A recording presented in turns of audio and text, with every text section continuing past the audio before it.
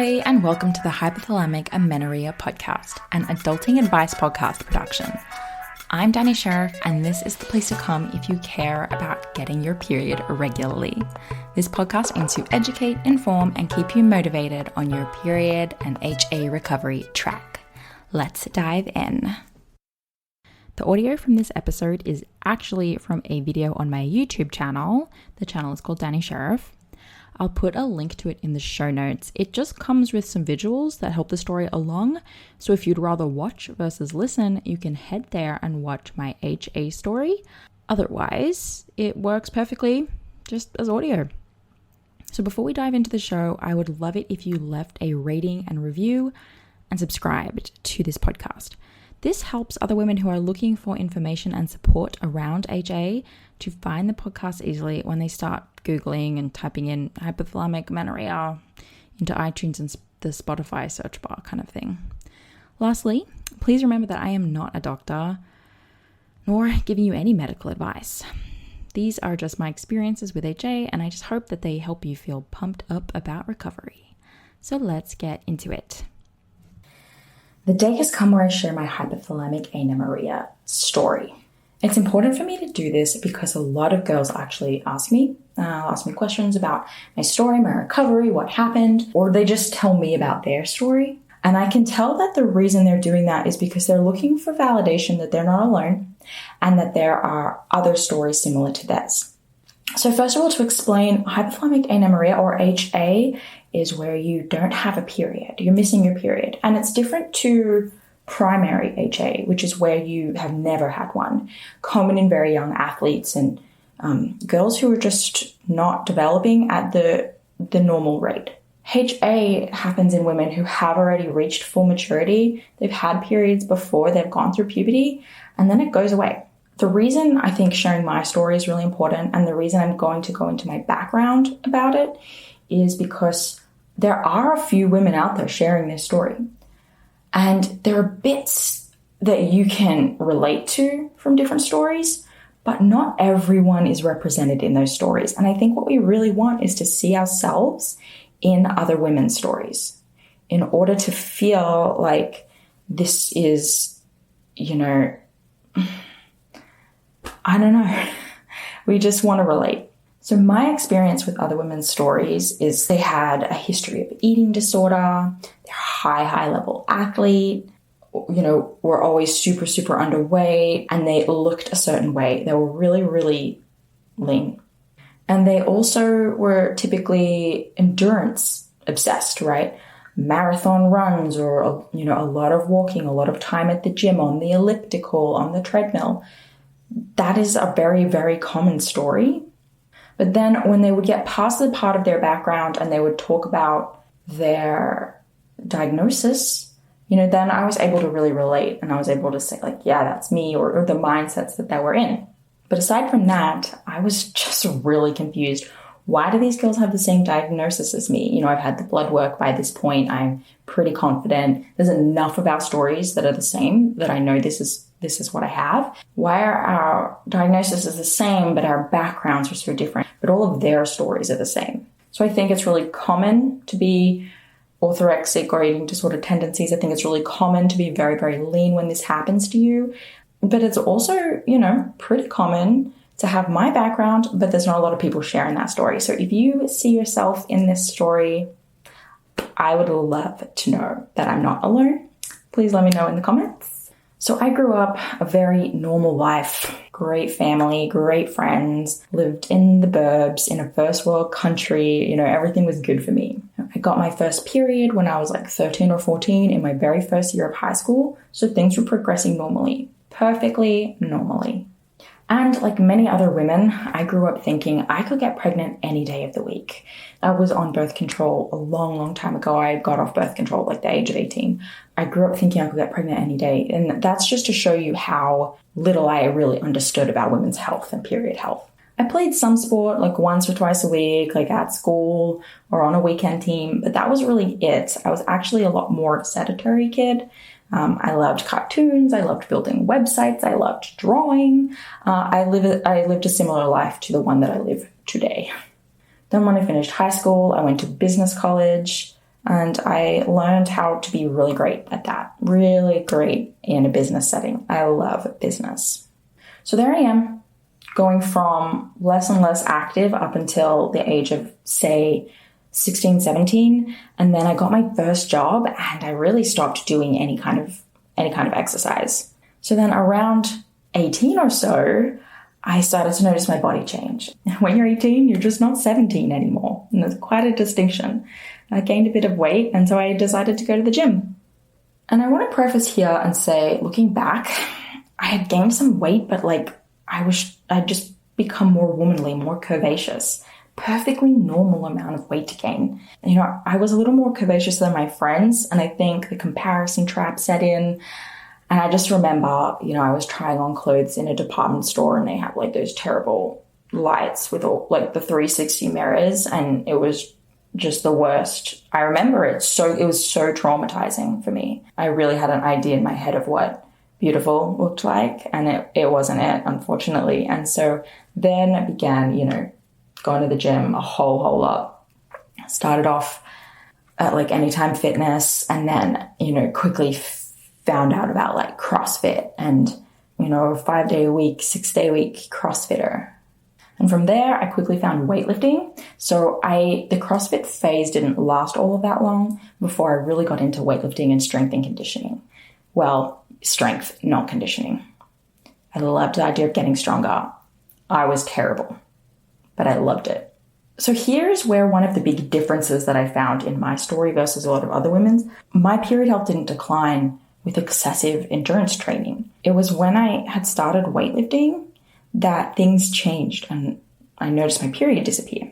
So this just seems a lot less common. Anytime I would speak to a professional, which we'll get to, they really were like, oh, this is more common in endurance athletes. It's very strange that you don't have a period.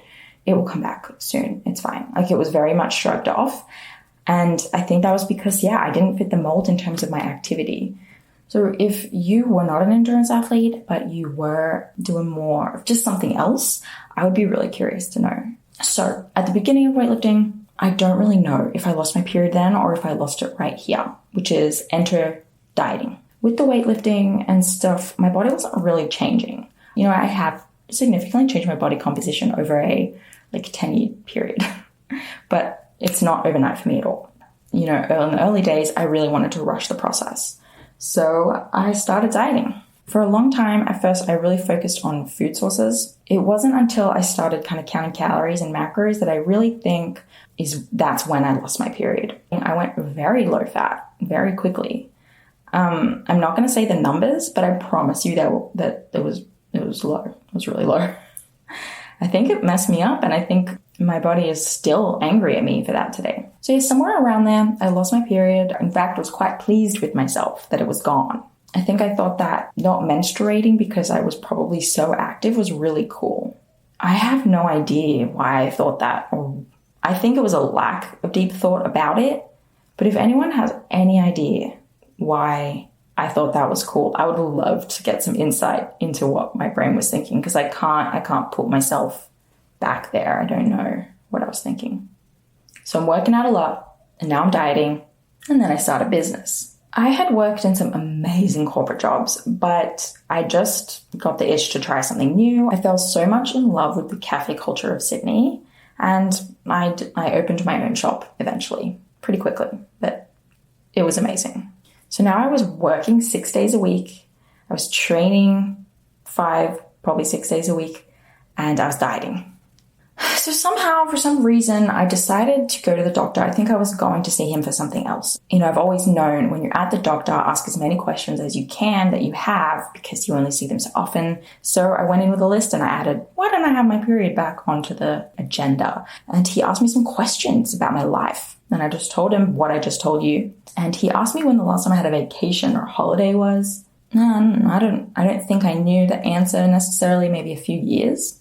So it was funny. We spent most of that doctor session talking about how I could logistically have a vacation. Do I have anyone that works at a cafe that could run it for 2 weeks? And then he prescribed it to me. I think he wrote it on prescription paper.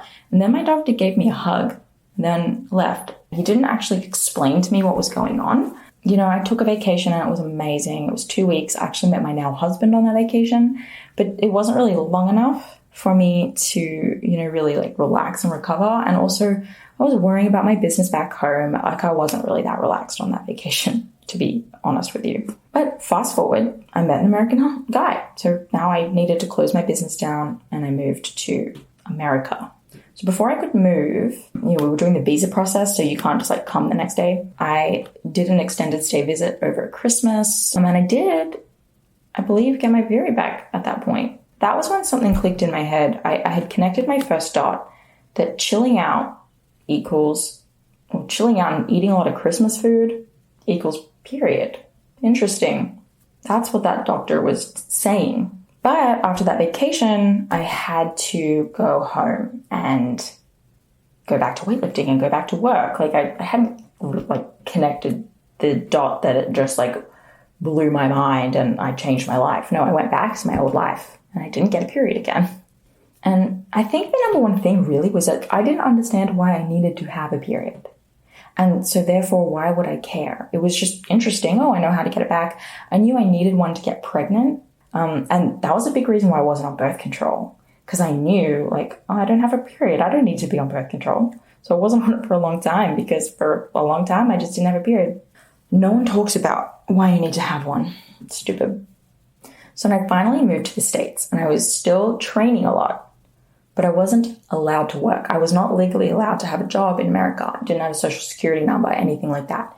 So I was just living this amazing life where I did train more because I had more free time, but that was it. Otherwise, I was like a brooding author. Yeah, it was amazing. So out of nowhere, there I am, living my life as a tormented author in a coffee shop on the coast of California, literally looking at a beach view. And they hung up on me. Right, so there I am, looking at a beach view. And I get so sick. I've never felt so suddenly sick. I was like, I'm going to have to call Jake to come and get me. I can't move right now. And then the pain went away and then I felt it happen. I'd just gotten my period. And then I connected another dot in that moment. Oh shit. Chilling out equals period. I was eating a croissant, looking out over the ocean, drinking a latte, writing about some stuff. Amazing. Okay, so enter my OBGYN. I was overdue for my annual. I'd never been to this guy before because I'd just moved to the States. And I told him while I was there, I don't get my period. And he was like, it's very, very important you do. There's a lot of health consequences to it.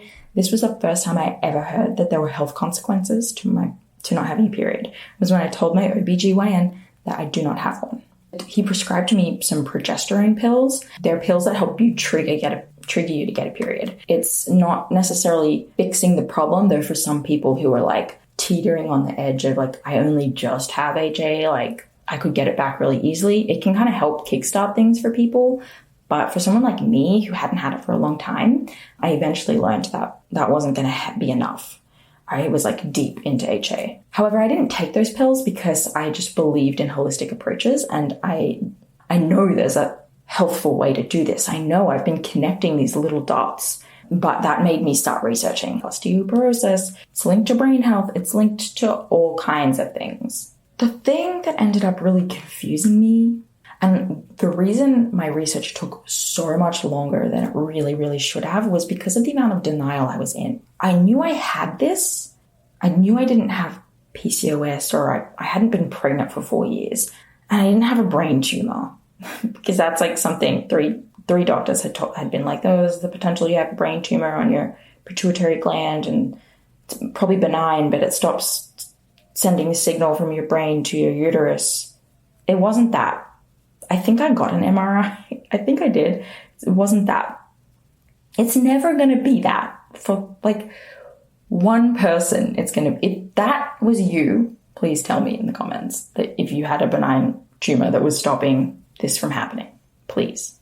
So the thing that really confused me was that I was never really lean.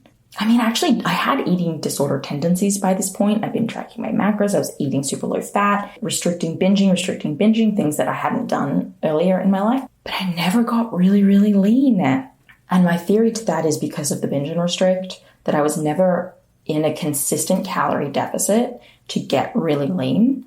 But I was in enough of one frequently enough that my body was like, this is not safe, but I'm glad you're getting the calories. We're going to store those on your body. We're going to keep you fed and protected.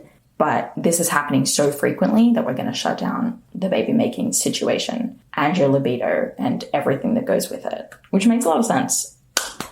So that's the part that I really wanted to share with women, is that you do not have to be teeny tiny at all to lose your period.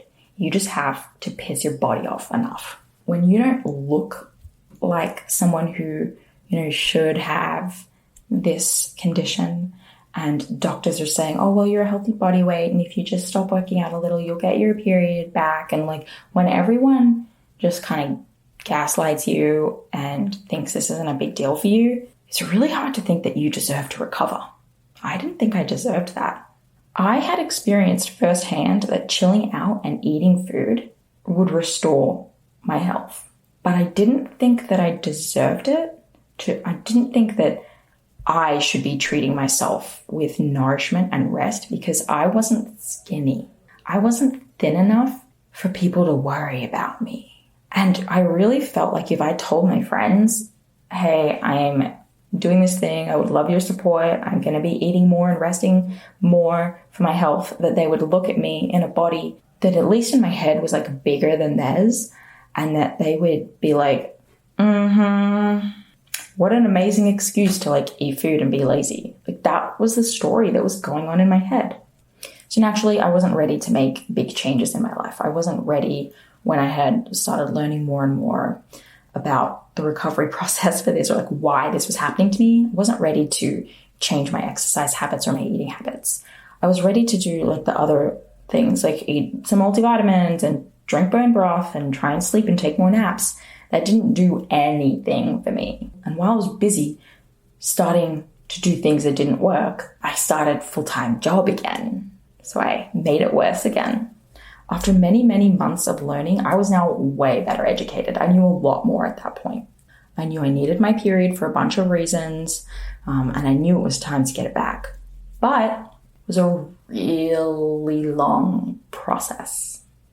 I still had this internal belief, and I would swing back and forth 50 times a day. I need to do this. Eat the breakfast. Oh my God, I'm so scared of this weight gain. And what if this isn't what I need to do and I'm doing the wrong protocol? Run back the other way. It was the worst. But I battled through this internal belief that I didn't deserve to recover with the support of my husband, some clutch podcasts, and, my friends. It was important for me to be really vocal and public about what I was doing so that everyone could get on board as well. Eventually, I settled on my own customized version of All In, which is a very popular process in the HA world, where you eat all the food and you do no exercise. If you want to get pregnant, now, you will go on the couch and you'll eat all the food and you will not move. That wasn't me, so I was happy to take a longer approach. So I went from weightlifting way, way less, walking a lot, doing yoga, trying to get in accidental exercise by doing chores around the house. I was walking miles a day. I was doing 2 yoga sessions a day. It was still trying to create the ritual of productivity and extreme fitness. And it was me trying to make recovery productive. There are people who will understand this. Eventually, I did dial it down. Walking 4 miles a day is beside the point, and I'm not going to do fucking yoga anymore. But it's baby steps. It's so hard to go cold turkey, and I think that's one of the biggest struggles with AJ, is because you're telling women who are so driven, so perfectionistic, so athletic, that they have to stop and do the opposite. They may not live their life how they want to anymore if women's health is important to you. And you want them to go cold turkey. No, it's not going to happen. It's going to happen in baby steps. So if switching intense weightlifting to intense walking, you're beginning the process of dialing it down. And I think that that's basically what I did. So there I was doing everything I can to recover while battling with this whole question of, am I worthy or not? But I did push through that. I did have the constant dialogue with myself and with others that this is the right path for me. This is going to work. This is okay. I'm going to be okay. And yes, taking that time to reduce exercise, and when I finally stopped all of the quasi-recovery behavior, that's when my artwork Instagram started. I used artwork, drawing pictures of normal looking women, writing messages and creating posters of the messages that I needed to hear to help me through this time. That's what I started to do because I had all this time back now. And it was something that helped me when I was having hard days with my body image, with questioning if I deserve to recover, blah, blah, blah, blah. I would just draw a picture of someone who inspired me and or of the message I needed to hear that day. This really helped me because it actually allowed me to meet and connect with a bunch of other girls that also had this. And this is where I started to realize I am not the only one. I'm one of many. Like 1 out of 8 chicks that follow me has this going on. So that's how it felt. So it was really, really helpful. And that's kind of why I'm here today with you. I have time now to have a YouTube channel and create content and do things that I actually do enjoy. I actually do enjoy doing this more than exercising. When that was taken away from me, it is still hard today. I do still have those thoughts that I want to go back into the gym and train all the time. But really, I am happier creating. That's more suited to me. So anyways, did all the work. I have the art Instagram, being more creative, living a more social life, all that good stuff. I got my period back. It happened for me by doing the thing, the all-in thing. But I did only get 2 periods because then I relapsed. The truth is, I thought after 2 periods, I thought I was fixed, I was healed. And now I could start to work more exercise back in, because I was uncomfortable in my body. None of my clothes fit, and I wanted to go back in that direction. I wasn't mentally healed. And I quickly started cutting my calories again as well. And I knew as I was doing it, I was you're not going to get your next period. It's going to go away again. And it did. It didn't come back. My little brain, it didn't trust me. It still doesn't trust me. I'd come a long way from where I was before recovery, but exercise and dieting at that point was hardwired into me. I couldn't undo quickly what I felt like the world wanted from me, which was to be little and fit or something. I thought, okay, if you can just keep eating more and you exercise a whole bunch, but if you cut your calories, but you keep it super, super nutrient dense foods and you don't eat much junk, your body's going to like that and you're going to keep your period. And it just didn't work that way. It was gone. It was gone again. That's when I realized doing it alone isn't going to work for me anymore. I need someone else to keep me accountable. So I hired someone. I enlisted the help of a nutritional therapy practitioner and I paid her money. So I had skin in the game. She created a protocol for me, which was super simple. It was a few extra supplements. It was not drinking coffee before I eat breakfast. It was making sure I do eat 3 times a day. No trying to skip a meal. We did that. But also, I think she gave me the validation. She was the first professional I'd spoken to who said, yes, this is what you have. And yes, the protocol is to continue to rest and continue to eat food. And I don't think I've ever had that straightforward validation. So I'm giving it to you right now. If this is you, you get to do this. You get to rest. You get to eat. You get to have your health back. You deserve it. It's not just for some people and not you. It's for you. So I had that validation. So I did the work. I got my period back again. We've been working with her pretty damn quick. Oh, it's getting hot. Ugh. So I'm now recovered. I've had a bunch of periods in a row, but I still miss them really easily. Really easily. As we speak right now, I think I missed my last one I started training harder, and it's super, super hot outside.